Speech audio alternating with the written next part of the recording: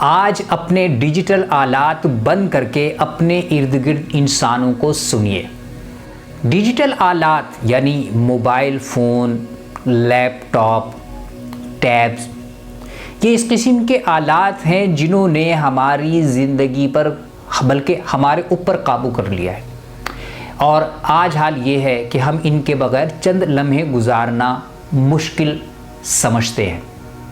इसका सबसे बड़ा नुकसान ये हुआ है कि हमारे इर्द गिर्द जो लोग मौजूद हैं, हमारे अपने प्यारे, हमारे अपने घर में रहने वाले लोग, हमारे वालिदैन हों या हमारे बाल बच्चे हों, हमसे बड़ी उम्र वाले हों या हमसे छोटी उम्र वाले, वो सब के सब जो है हम उनसे कट के रह गए।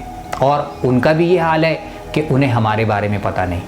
हफ्ते में कम से कम एक दिन एक ऐसा रखिए कि जिसमें आपके डिजिटल आलात बंद हों और इस दौरान में आप सिर्फ़ और सिर्फ अपने घर वालों, अपने प्यारों से बातचीत कीजिए, उनके दिल की सुनिए, उनके ख़यालात को जानिए, उनको अच्छे मशवरे दीजिए।